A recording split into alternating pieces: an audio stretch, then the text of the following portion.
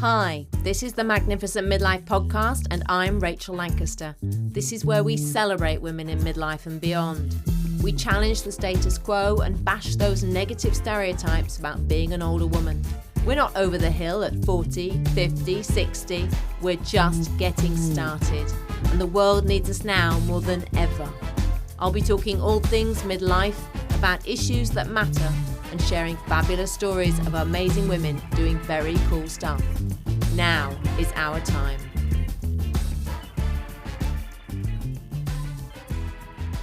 My guest today is Jennifer Arthurton, who is the creator and founder of Old Chicks No Shit, a community and podcast of the same name, which is designed to inspire and support midlife women in chasing their dreams and creating their kick-ass next chapter. Sounds just up my street, doesn't it? Having made her midlife course corrections, she's a passionate advocate for the inherent power and knowledge that women possess at a time when they often feel overlooked and doubt themselves the most. Welcome, Jennifer. Thank you for having me. I'm very excited to be talking to you today. I know that we share a lot of passions and thoughts about this time of life, and we want to change all the narratives, don't we? So I'm going to kick off and ask you, how did you get so passionate about changing midlife narratives? I think like the rest of our culture, I actually never, through most of my life, never even thought about like midlife or what it was going to be or had any plans for it or anything. It was just kind of like, it's like this thing, where we dream about our teenage years, we dream about being wives and mothers, and we dream about, what job we're going to have and what house we're going to live in. And then that's where our dreams end. And just like me, I never even thought about it. I had a long career in corporate, like a 30-year corporate career. And then, was living my life, was wife, mother, doing all the things. And then in the year leading up to my 50th birthday, I found myself divorced, unemployed, an empty nester, and bedridden with a stress-related illness. And wow. Suffice to say, it was kind of like my whole life was literally taken away from me, like within that very short space of time. And I was staring into a bit of an abyss. Like I had no idea who I was. I had no idea what I wanted. And in fact, I had bought into the cultural narrative that, you don't start over at 50. Like it's the beginning of the end. Like that's it, wrapping it up and, coasting into the finish line. And I wallowed in that for quite a while. The why me, is this happening, until after a period of time, like months, not weeks or days, I kind of started, to put my big girl pants on and start thinking about, but wait a minute, I've got like 30 years ahead of me at least, right? This can't be the end. Like I get to decide now how I want to live this next chapter of my life. But, the big question that was staring me in the face was, who was I? If I wasn't a wife, a mother, a corporate executive, who was I underneath all of that? And what is it that I wanted for my life? And that took some really, really deep soul searching on my part, because all the way through my life, I had done everything that was expected of me. I had checked all of the boxes along the way, but nowhere did I stop to say, is this what you want? Are you happy doing this? Because that wasn't even in the consideration set. I was just doing what we are all taught we should be doing, right? There's an element of just being on autopilot, isn't there? And yeah. I think when we get to midlife, and certainly around the age of 50, and then menopause is kicking in as well, there's so much to make us just go, yeah. So is this really all there is? Is this really what it's all about? Or is something different? Well, and it's interesting because probably in the previous, maybe 5 to 7 years before that, I had that little niggling feeling every once in a while. I would look around my life and I'd be like, is this it? Is this what I was working so hard for? Like, surely there has to be more, right? Because you're always like, you're taught to be working towards something always, right? And I kept going like, is this it? Because I had reached the pinnacle of my career. I had checked all the boxes of the achievements along the way.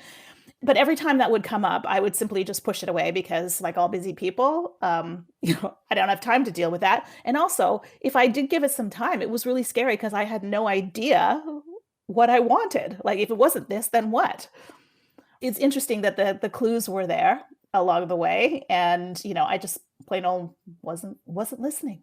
And it seems really interesting to me. It sounds like your body just finally went, okay, we're going to make you sick because you're not listening. Do you feel that that was what happened?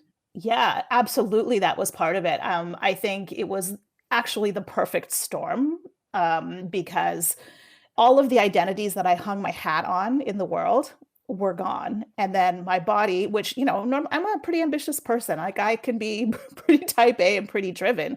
And my body was like, okay, no, no, no, we're shutting this down.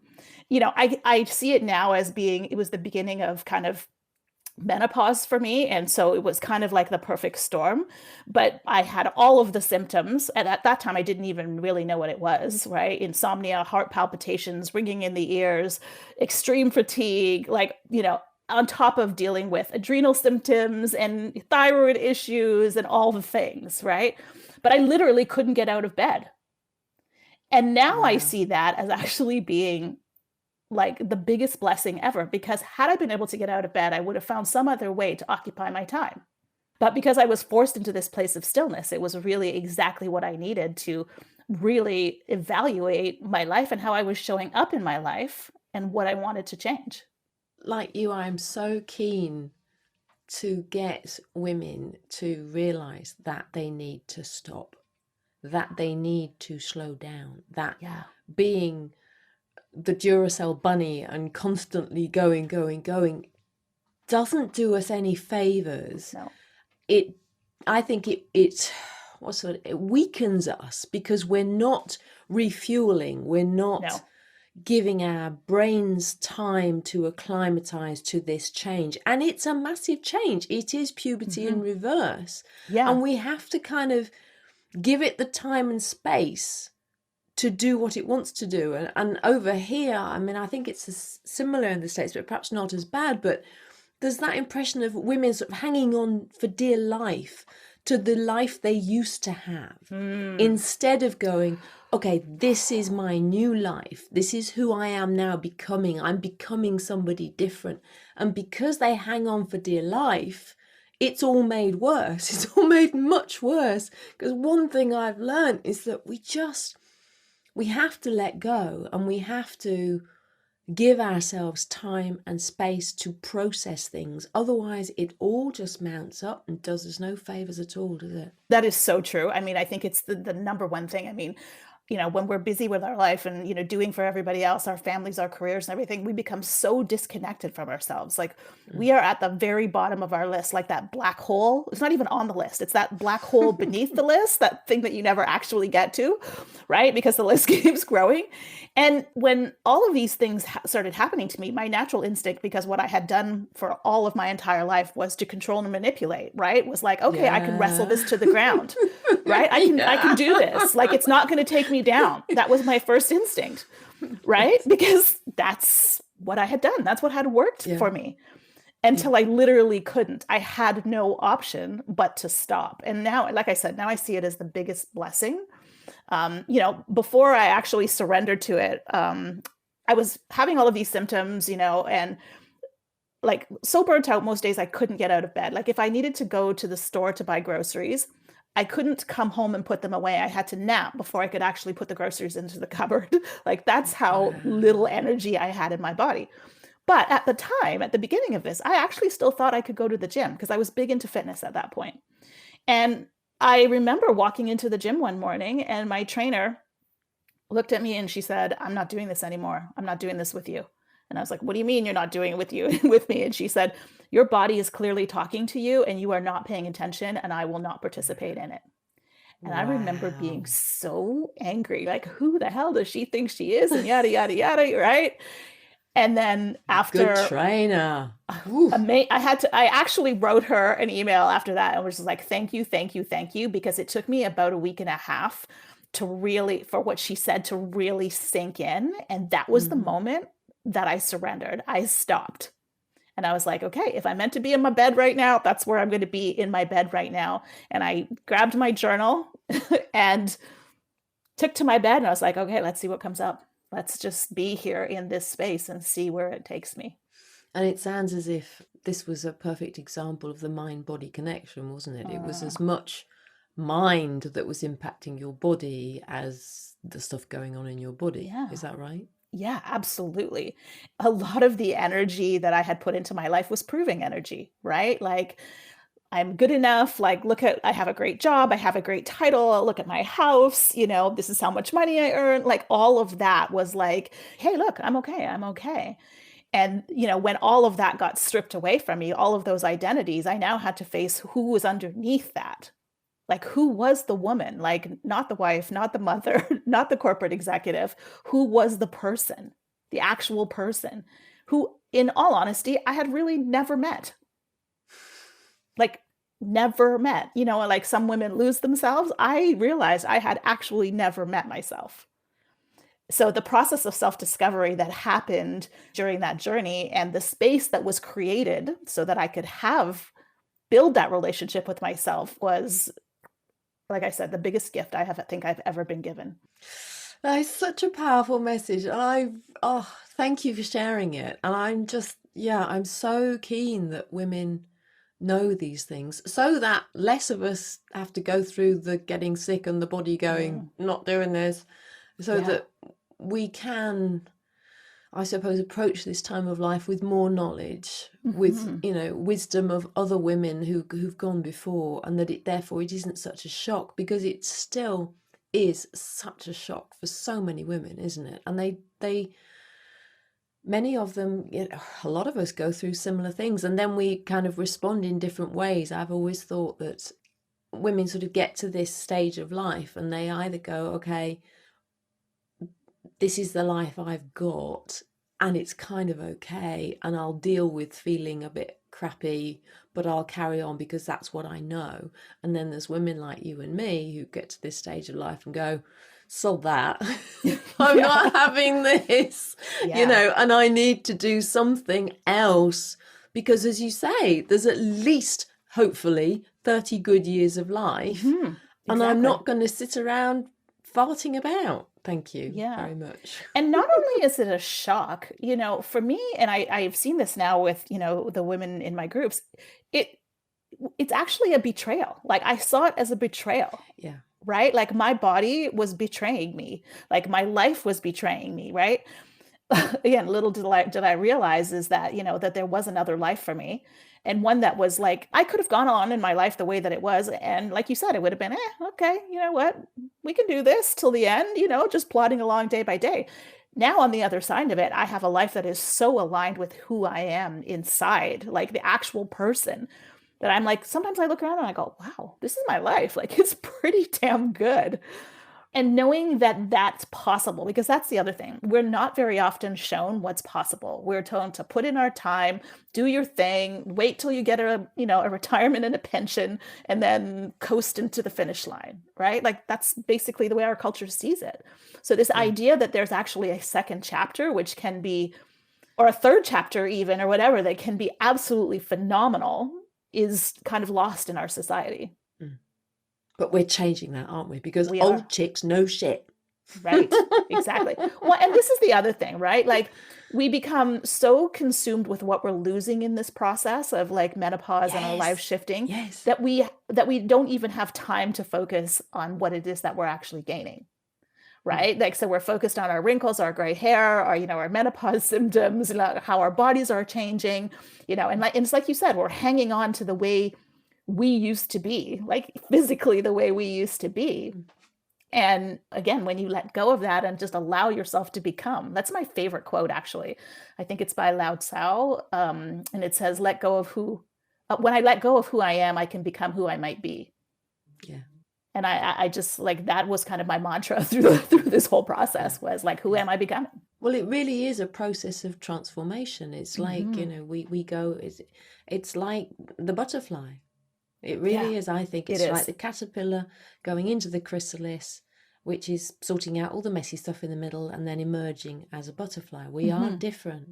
We come from the same source, but we're very different. And it's a very different existence if we choose to make it that way, isn't it? Right. That's true. But again, having never have it modeled for us, No, which we is don't have what, it modelled. No, right, I which is know. what you and I are changing, because the women, like Yeah. I look at my daughter and she says all the time, I can't wait to see what I'm going to do when I'm 50. I Right? love that. I've heard you say that before, and Yeah. that's one of my questions actually, was to tell me what your daughter says. I just love that Yeah. because, yeah, I want women to know that life just gets better. It doesn't suddenly fall off a cliff, it just gets Yeah. better. Why, and the beautiful part was, she also had the front row seat to my whole journey. She saw it crumble. She saw me go into the pit. She saw me navigate all of, how menopause was impacting me. And then she saw me come out the other side. Her view of what menopause is going to be so completely different. Like, Yeah. I wish I had had that. Like, unfortunately, my mother had cancer, and she ended up having a chemically induced menopause, which, in the middle of fighting cancer with chemotherapy and everything, again, I never saw that modeled, right? Like, that was a totally different thing. It's just so important, I think, that we create, and that we are vocal about, like, we are showing the women coming behind us that it doesn't need to be this way. It doesn't need to be a betrayal, that you can, allow yourself to blossom rather than trying to hang on to everything the way it was. And that we can age. Women are allowed to Oh, age. yes. Men can age. What is this bollocks about that women are not allowed to age? I mean, it's I just know. ridiculous, isn't it? I saw a study, this was probably about 6 months ago, that was rating the perceptions of attractiveness and power of men and women at various different ages. And the men, as they got older, got more attractive and more powerful, and women, as they got older, got less attractive. And this was men and women, rating both men and women, and this was men and women of all age groups. And even women and men in their 50s were rating women in their 50s as being the least attractive and least powerful. And I was like, wow, like, we're even doing it to ourselves. Oh, yeah, we do, because we've Yeah. had those messages from birth. From From birth. birth. Yeah. And we do it to ourselves. Yeah. So, I mean, oh, crikey. There is so much work to do, isn't there? But I There is. really want to get to a stage where wrinkles are fine, grey hair is fine, putting on a bit of weight is fine, as long as you are healthy. Mhm. Yeah. And that we don't need to look young, and that the only standard for beauty is youth, because that's a load of Yeah. bollocks as well. It really is, because Yeah. we can be beautiful at any age, and also beauty doesn't have to be about the physical stereotypes of beauty. It can be all sorts of different things of beauty. It can be inner beauty. Yeah. It can be, a beautiful smile that is on a, technically somebody would think it was an ugly face, but if it's a beautiful smile, it's a beautiful face. Do you know what I mean? It's like, Yeah. oh, there's so many of these ridiculous notions about beauty and youth and what is acceptable and what isn't acceptable. It just drives me Yeah, nuts. because there's something like, we see like 3,000 images a day, like consciously and subconsciously, that define what the perfect woman looks like. And the average age of the perfect woman is 25 years old. Well, hello, right? And so this is the standard to which we are trying to measure up, like in our 30s, in our 40s, in our 50s. I mean, the number of women I see now in their 30s, getting Botox so that they can prevent the wrinkles, it's a bit alarming, right? I Because think it's if you're not awful. 25, So then you're sad. old. Yeah, Like, it's so sad. and it's an impossible standard. This is the thing, right? You cannot stop aging. Like, No, you we're literally all can't. aging from the day we're born. Exactly. And so we're setting this impossible standard, and we are, spending so much mental energy and time, not to mention the cosmetics industry, which is like how many billions of dollars every year, right? Being sold the thing that we need: the cream, we need the potions, we need the makeup, we need all of this stuff to make us look like we're 25 again, but we're not. And most of us, by the time we get to now, I think in our 50s, we don't want to be 25. And I think No, thank many you. of us don't want to look 25 either. No, But no. there's an awful lot of pressure still to to hide. And I think it's particularly difficult for women in the workplace. I mean, I work from home, but I think if you're Yeah. still in a corporate, I was in corporate too, but if you're still in corporate, it's really difficult to get older as a woman and still feel relevant and still feel valued and still be taken notice of at work. I think that is a huge issue. So there's lots of things we need to change there as well. Well, and it's so interesting because in my own corporate career, and I had been with my company for 12 years, right? Had risen to a corporate executive position. And in that year leading up to my life kind of falling apart, I started to have perimenopause symptoms. And one of the worst ones for me was insomnia. And I was not sleeping at all. Like I would get maybe 2 or 3 hours sleep a night. And then the next day I would go to work and I'd be like, wow, I feel really good. Right. And in the back of my brain, I was like, this is not good. Like if I'm like feeling this good on 2 hours of sleep, something is going to give. So I made the decision to take a leave of absence for, a month that extended into 2 months to just focus on sleep, to figure it. And I still wasn't clued into perimenopause at this point. Like totally didn't even enter my head. I was like, okay. And a lot of it had to do with stress because I was traveling a lot and, doing red-eye flights back and forth to the West Coast. And so I took this time off to focus on my sleep. And when I got back to work after my 2-month leave, I found out that I had been replaced by somebody who was half my age. So whether that was for that reason or whatever that reason was, right? But it's enough to really plant that seed. Like I really have been put out to pasture, right? This is it. I'm no longer relevant. I'm no longer useful. There's a whole lot more to that story, but it definitely plays with your mind. And I see this, I hear it all the time of women who are passed over for promotions because of their age, who, are replaced by younger people. We're doing menopausal women such a disservice because when we let them go, we are letting go years of knowledge and life experience and wisdom that is so incredibly valuable for what? Somebody who's doesn't have wrinkles, whose hair is not turning gray. Like it doesn't quite make sense, right? But it's happening all over the place. We have a very good initiative going over here, Menopause in the Workplace, where companies are being invited to sign up to a pledge. They are putting in place, procedures to help midlife and menopausal women in the workplace. But most of it is being done without thinking about the endemic ageism and misogyny that makes the menopause worse. So it tends to be done in isolation.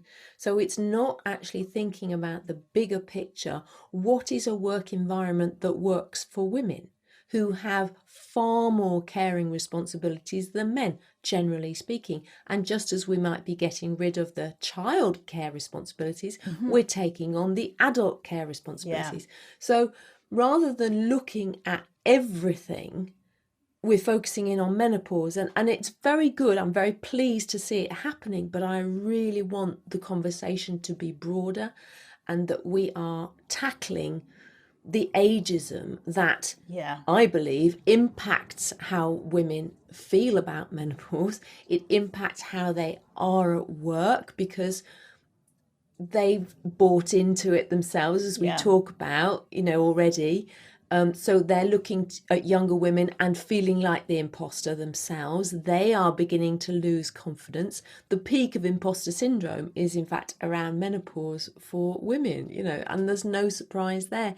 So I think we have to do so much else to try and lift women up and to hold on, as you say, to women, because we are losing so much value and wisdom. Yeah. But we need a whole society shift in the West, don't we? Because we are so far removed from equal parity of men getting older and women getting older. Yeah. And even the income disparity between men and women. Yeah. Like women reach their peak earnings at age 44. Men is like a whole 10 years later and 40% more. Right. When I read the stat that, women are more likely, 80% more likely to be, living in poverty in their retirement years, like that was mind blowing. But, when you dig underneath it, you see how it was set up literally from the minute we started working. right? So not only are we dealing with sexism along the way that's impacting the pay gap, then all of a sudden you layer on ageism on top of that, right? Yeah. And we have the double whammy, which is why I think so many women are opting out, and companies are losing. Well, I opted out early. Mm-hmm. So I opted out at 40, and that was really because I was working in financial public relations. It was a consultancy. Oh no, I'd gone in-house by that stage, but it was not an environment, a job that worked being a mother. And my son was about to move schools, and I already felt I'd missed out on enough already. So in fact, I took the decision to step away then. But I remember I was thinking about this a while ago. I was in another firm, and they just brought in flexible working here in the UK. And not that they'd brought it in, but you were allowed to ask for it now. So I had asked for flexible working. I was turned down. I was told that it would set an unfortunate precedent for the rest of the workforce. And about 3 months later, I was made redundant. So, that just, I mean, things have moved on a lot since then. Yeah. But I wonder, there isn't still an inherent acceptance of flexible working to enable people to have lives, because we're not just work, home, completely separate. Care responsibilities spill over into work sometimes spills over into non-work time. So we need, I think, to be much more flexible to enable women to do everything that they do. Yeah. And I think, the pandemic really highlighted that for a lot of women, like not just middle-aged women, but for women in general.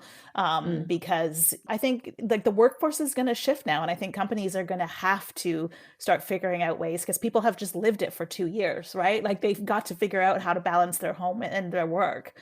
And now we're going to take it away from them. I'm like, I don't think that's going to work. Well, we have the mass resignation happening, right? For this exact reason, because, the corporate culture is not keeping pace with what it is, and especially what it is that women need. Yeah. There's a lot to do, isn't there? Oh my goodness. But here's the thing, like sometimes I get overwhelmed, when I think about the massive shift that we have to have happening. And then I pull myself back to, it's up to each one of us individually to step into our own power, to really own who we are, like to do that work, to, to show the world who we are, however we do that, whatever that looks like, right? And as we do it individually, collectively, we have impact, right? But when you think of trying to shift all of the, the systems and processes that support it, it is very overwhelming. So it's like person by person reminding women, and this is where old chicks know shit comes in, right? It's not about our faces, our bodies, our hair, or even our age, right? It's about refocusing from outside of ourselves to inside of ourselves, because there is like all of that wisdom and knowledge and power and all of the gifts that we have acquired. This is where we get to put them to use. This is where we get to, turn our insides out and give those gifts to the world and make a massive impact. And that's how we change the paradigm, right? It's like an army of women all stepping into their power and marching forward going, you can no longer ignore us. I have this vision, and like I actually get goosebumps sometimes when I think about it, like this army of middle-aged women all, Me too. We have the same vision. It's really uncanny. We really do have the same vision. We're very aligned. Yeah. And you know what? I love having conversations with women like you and who are doing the work. Collectively, we have the vision. It might look slightly different, but it makes me so excited for the possibilities when we're all sharing this vision of what's possible, in this time of our lives. Because I'm always saying the world sure as heck needs us, honestly. Oh, yeah. It really needs us so much. Yep. If they erased all of the middle-aged women from the planet, just like one day, poof, it would be just gone. They'd be like, bring it back, bring them back. We need them. Exactly. Yeah. And it's not just middle age, is it? It's like we just go on and get better. I mean, each decade we have different things to contribute and different things to share and learn about and everything. It's not just get to midlife and fall I know. over. I just interviewed a woman on my podcast last week who's 75 and just started an incredibly successful business. And I'm Brilliant. like, Brilliant. amazing. And, you know, like Brilliant. her energy, even, you know, the way she looks, like when she told me she was 75, I nearly fell off my chair. I was like, wow, but here's a woman in her purpose. Here's a woman who's just standing in her power and owning it. And the energy that she exudes is, it's, it's, it's so inspiring. It's contagious. Mm, Right. And this is like her third chapter, you mm, know, and I'm just like, wow, it was mm. so powerful. So powerful. Yeah, the possibilities are absolutely endless. I mean, Mhm. that's what I keep learning. The older I get, the more I want to do, the more I realize I haven't done yet, the more things, are exciting me. And we do have this surge of creativity after menopause in the mid-50s.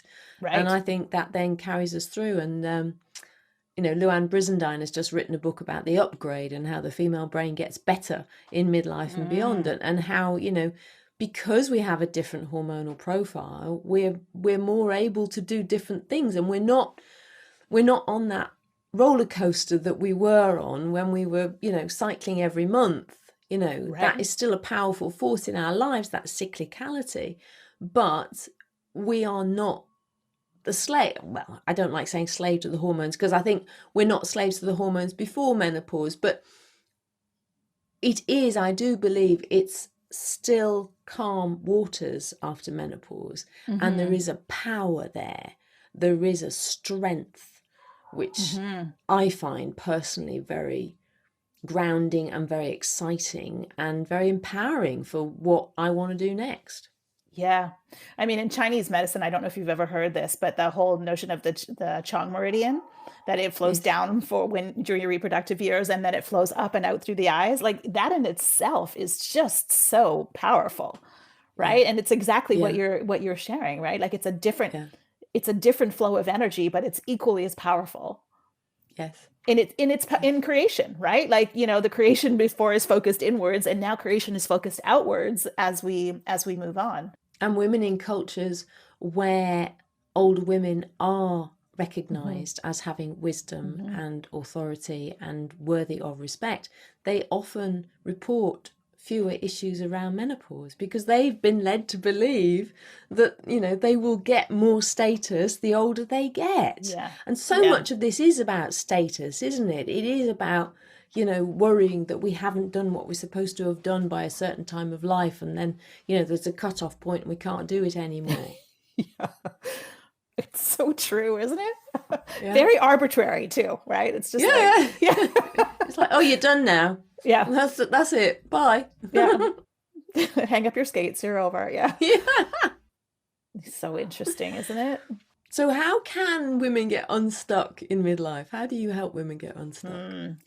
We talked about this earlier. The number one thing that we need to do is to reconnect back to ourselves, right? Yeah. Is to put aside, it's just like you said, just stop doing for a second, to slow down, even if it's for moments in a day. If it's a 5 minutes, you can carve out for yourself 10, 30 minutes, like whatever that looks like, and refocus inwards. Because, you know, we get to this point where it's just like me, you know, your life is no longer serving you. You know, you want something different, but you're peeking over the edge and you're just staring into the abyss. Like there's nothing there.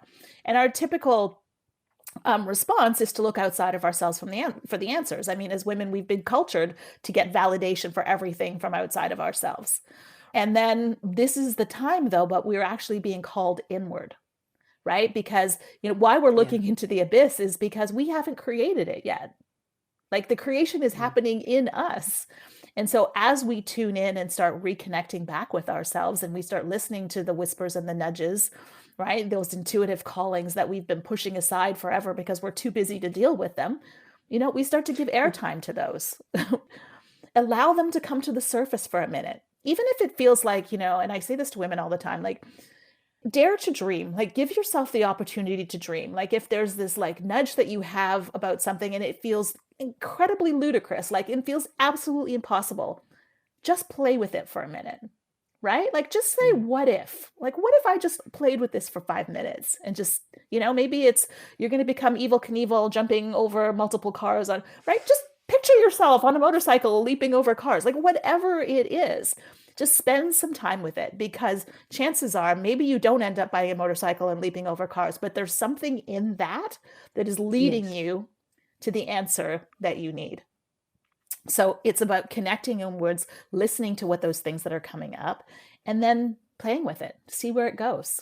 And even if you never tell another soul, totally fine. Like, keep it to yourself, put it in your journal, give it a place to live outside of you. And that's what the importance of journaling, I think, is being able to take those things, those little things that are inside you, take them out of your head, put them somewhere else so that you can come back and read it later. Because again, there's clues and ideas and things that are waiting to be birthed. There are parts of you that have yet to be heard, right? So let's give them some I airtime. like that. Ooh, yeah. Goosebumps. Yeah. So what have you learned from doing your own podcast, for example? Oh boy. Really, what I'm just reminded of over and over and over again is that we are so much more capable than we ever give ourselves credit for. Yes. Right? I mean, I tell these stories of women doing incredible things, and the story is always, I never thought this was possible for me. Yeah, we all have our own fears and limiting beliefs and stories that we tell ourselves about what we think is possible. But when we learn to actually move past those things, or to put them in context enough that we can work through them, what's available to us on the other side will blow our minds. And again, because we've never been shown, we have no idea what's possible. When we get there, our eyes are open and we're like, wow, I had no idea that life could be this incredible. So really owning the powerful creators that we are at this time of life, I think, is just the most beautiful gift that we could give ourselves. Because I think women in particular, I mean, I certainly was, we've often led quite constrained lives. Mm-hmm. Exactly. I think less so in America. I mean, I've lived in the States, so I know there's much more positivity and empowering of people and women than there is here. But for example, I lived a small life. I lived a big life for a small life, but I still lived a small life, if you know what I mean. I pushed the boundaries of my small life and it was quite big. But relatively speaking, if we were to look at, big lives, I didn't go for a big life because I didn't think I could. I didn't think it was up to me, or, there were other people who did that kind of thing, not me. Whereas now I feel completely different. Now I think I can have the biggest life I want to make. It's up to me now, and I am worthy of that big life. Yes. I don't have to be constrained anymore. But it's taken me until 55 to get to that stage, which is jolly annoying, really. But, Right. We are where we are. At least I've finally woken up. But I do think there is still a tendency, for women. Certainly, I was expected to be a good girl. I was expected to be a good woman. We're expected to behave and do the right thing. And I think when we go through menopause, we change all that, can't we? Yeah, it's so true. But even as you're talking about, even here in North America, you're right. There is a lot of like empowerment around women, but there's a lot of lip service, because there's all this empowerment, rah thing. But the duties and the responsibilities of women haven't changed, right? Like, we still have to go to work and manage the kids and, take care of our parents and all of that. So even if we are shown what's possible, we still live small lives because we don't have the time and the space to like step out and go for that thing, which is why this is where, when again, we reach this age where maybe our kids are leaving home, they need us less, maybe we're a little bit more financially stable. This is the time when we can start, like you said, expanding the sandbox a little bit, right? Like reaching farther, finding ways for us to do that, even while we are in the midst of, taking care of everybody and everything, is finding ways to do that on smaller scales and working our way outward. But you're right, we do live small lives. Yeah. I know you're really passionate about all of this, but is there anything that makes you particularly angry? Is there something that, if you could really change it instantly, you'd like to do that? I think for me, the one that just like really burns me is how, middle-aged women are portrayed in mainstream media. So if you see a woman in a movie or anybody who's even over the age of 40, any woman who's over the age of 40, right? Like the roles that they are given, how they're portrayed in advertising, for example, like, and I think you might have heard me say this before. It's like advertising featuring a woman over 40 is either bladder leakage protection, retirement, meal replacement or shakes. Stand a stair lift over here. Or the bathtub, that has the door so you can step. Yeah. And I'm like looking at the women in these, and I'm like, okay, you couldn't be probably more than 54, 55. Like, why is this? And, all of those things are valuable and needed, but they tell a tiny itty bitty sliver of what this next chapter of life means. Right. And it's no wonder that we all are afraid of it and that we are, trying not to, like, we're fighting it like crazy, because that's what's served up to us as being the possibility. So, okay, show that. But also show the women out there running marathons, climbing mountains, starting businesses, running charities. Like, where are all those women? And when I was reinventing my life, that was the inspiration I was seeking that just didn't exist out there. Like, it was very depressing. It's like, over 50, okay, I guess I'm just going to sit in my rocking chair and drink my meal replacement shake while I wait for grandkids. Like, and I knew that I had so much more in me than that. We need to show more. We need to, which is the work that you and I are doing, right? Is showcasing more about what is possible, right? So the women can see themselves in other places. That's the whole reason I started the podcast, is like, I needed the inspiration, when I was reinventing myself, and I couldn't find it, right? So I'm like, okay, if you can't find it, build it. Yeah, exactly. It's all about possibility, like opening people's eyes that there is actually a second chapter, or a third chapter, even, or a fourth chapter, for goodness sake, right? It's limitless, isn't it? It really is. It is absolutely limitless. Yeah, it really is.